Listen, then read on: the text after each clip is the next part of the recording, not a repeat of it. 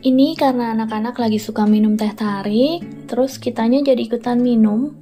Biar lebih nggak banyak gula, kita bikin aja sendiri susu kental manisnya ya. Pakai mentega yang enak supaya rasanya enak. Ini kita masak 3 menit dulu.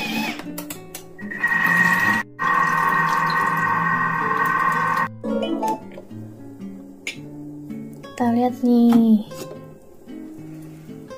Kayak gitu, terus kita masukin gula. Nah, ini aku eksperimen ya, masukin pakai gula diet atau erythrit supaya lebih sehat.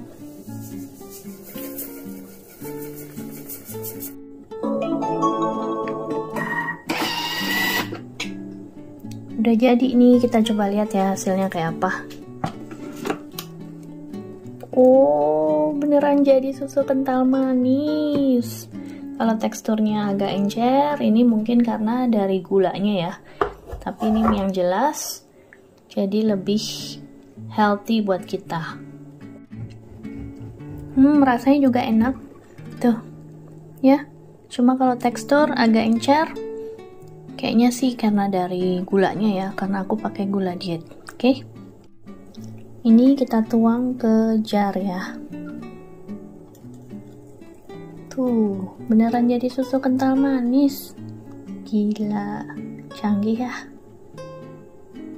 Makin cinta deh nih sama Mbok Termi. Thank you Mbok Termi.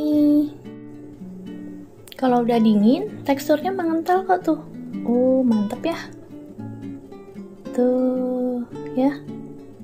Mantep. Ini masih agak hangat, jadi belum kental banget. Tapi nanti kalau udah dingin, taruh kulkas, pasti kental deh. Tuh ya.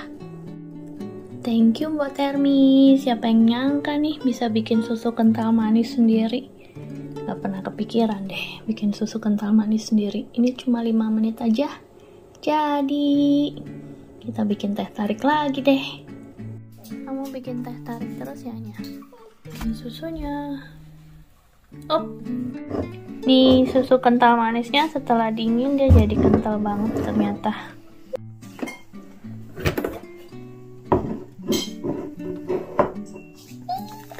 Ini hasil teh tarik pakai homemade susu kental manis yang low sugar.